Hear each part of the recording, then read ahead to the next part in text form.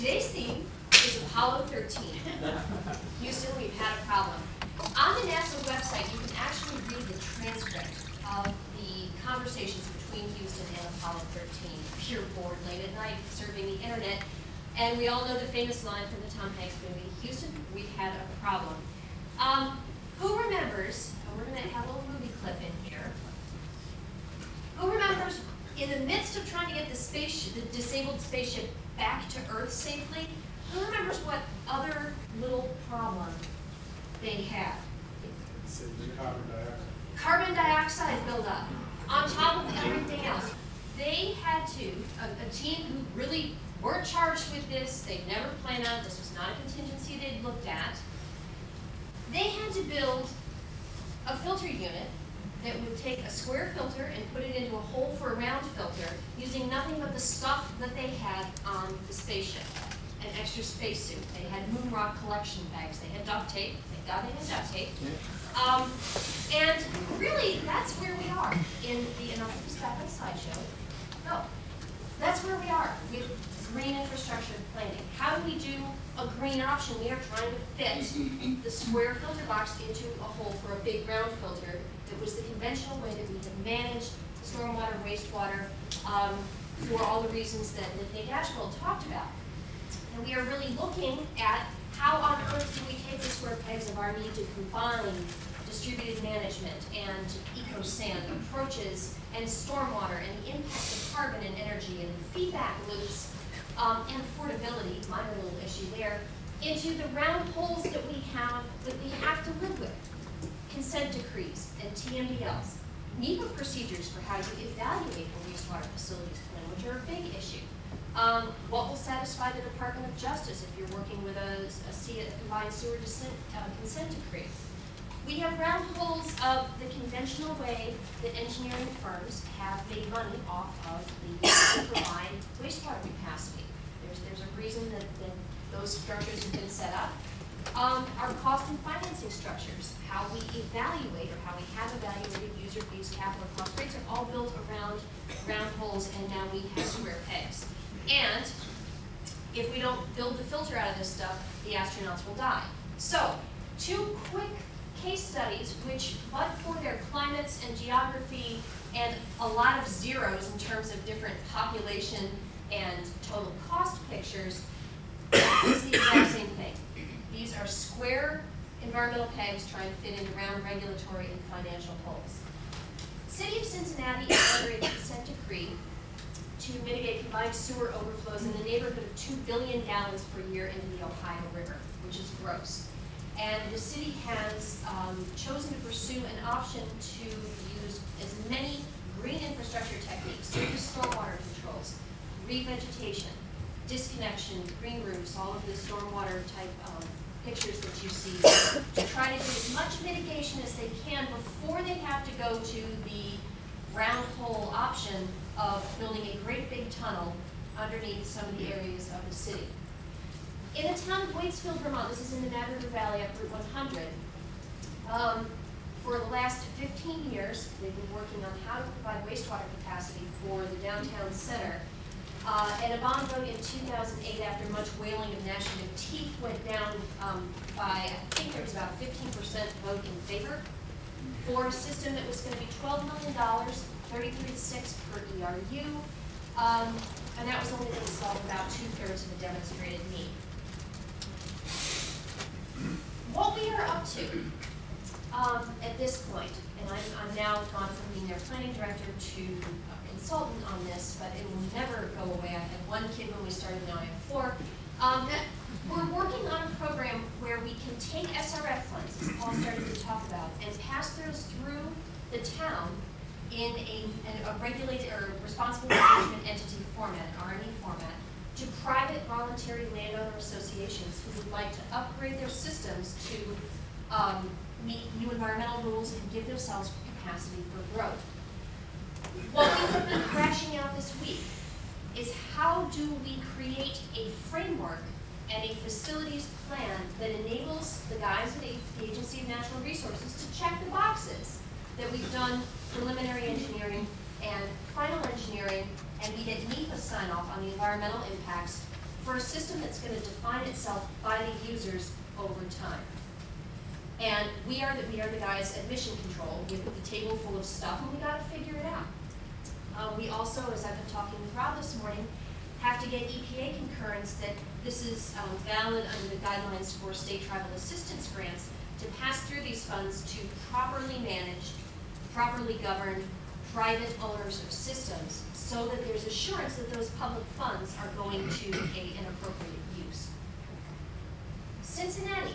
This is again, I was brought in by EPA Region 5, the Great Lakes region, to look at all the things that could possibly hinder implementation of green infrastructure in a very complex city with 18 agencies that had some action that was likely to affect the outcome and the feasibility of doing green infrastructure. 18 government agencies or nonprofits is enough to make you throw up your hands and say, just build the tunnel. But they don't want to do that. They all know what the downsides are if you just write the big check and build the big tunnel and disrupt the businesses, and what the benefits are that would be foregone. Which means that I made myself wildly popular by going to different agencies and people and saying, so what's wrong with your plan so far, and how do you think you're going to screw up? Essentially, in a nutshell, that's what I was doing. It was really fun. They loved seeing me coming. And one of the outcome here, where the astronauts get CO2 toxicity and die, is that combined sewer tunnels aren't working. Chicago is probably the most prominent failure where they sized the tunnel just right and did all the engineering right, and oh my God, we still have discharges into Lake Michigan. Not really sure why, because the systems are so complex. Chicago now, of course, is doing a ton of supplemental green infrastructure on top of having spent billions of dollars on that tunnel.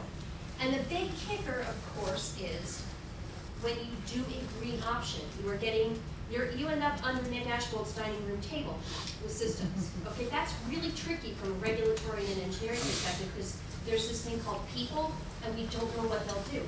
Cincinnati, we're trying to take strategic pieces of land out of a neighborhood with a complex economic and regulatory setting, and peeling that back and then saying, and we'll make sure that all those downspout disconnections are properly maintained so they work. And the Department of Justice says, right, good luck with that. We don't buy it. And so we're trying to build a facilities and management strategy that says, yeah, actually over the long term, this is a responsible solution. So, building the filter cartridge out of the available parts. And this is the actual quote from Failure is Not an Option. It was really, we laid out all the options, and failure was not one of them. One of the things I would exhort everyone to do that we're doing in Waitsfield this week is, what are all the options? What happens if we do nothing? We spent an hour yesterday in Winooski, Vermont, talking about what happens if Waitsfield does nothing at this point. Then we looked at the decentralized program, and boxes 1, 2, and 3 in that middle of developing an association agreement for 2 different types of permits that the town would define what standards private property owners have to meet if they're going to be eligible for low interest financing. We're starting to work on that with a really fantastic attorney. Developing that responsible management oversight and structure. How do we do that when the town administrator is overwhelmed, and when the state or EPA says, well, why can't the town manage the system? She said, what if I just break down and cry? Does that tell you that I can't do this? I have no ability to add more to my plate? But maybe the Mad River Valley Community Fund could process the loan applications. Maybe we can engage the Mad River Solid Waste District, which is a 5-town group, expand their responsibilities and have them come in and do some of the management.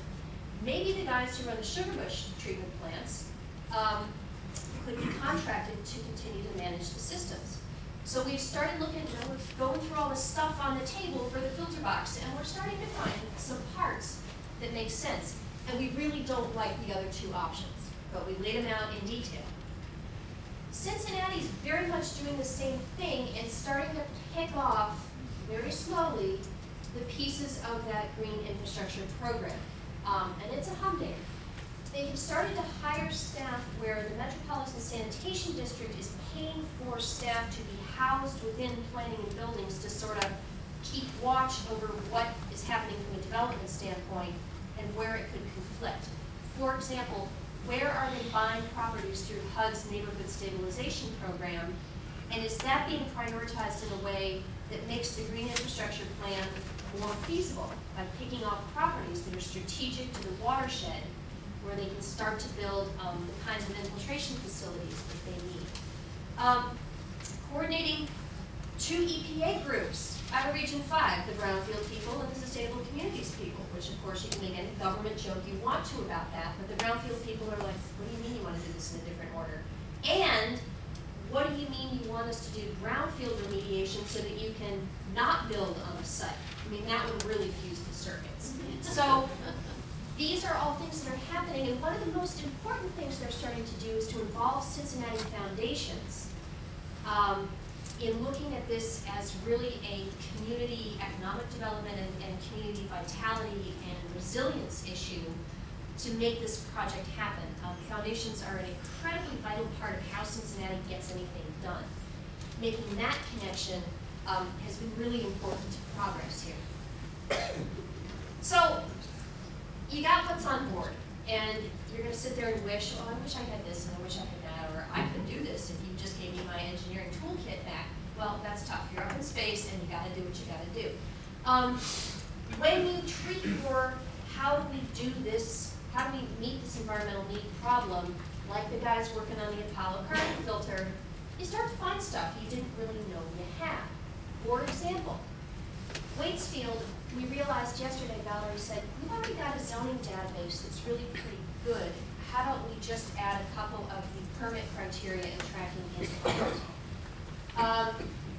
Youth Conservation Corps programs are very active. I can think of 6 communities that have started to partner with them to maintain surface BMPs, which has union issues if you've got public unions, have issues on training there, but that has been a very potent approach to starting to maintain green infrastructure in a very cost-effective and, in some cases, very socially beneficial way. We're mooching Rhode Island's loan program documents. We are using, in Cincinnati in particular, the schools are going to be communication leaders, particularly in neighborhoods where that's the only way some people really receive information. There's no internet use. People don't come to midweek charrettes, as somebody said. So we are actually finding the stuff that's already there can help create a facilities plan for green infrastructure.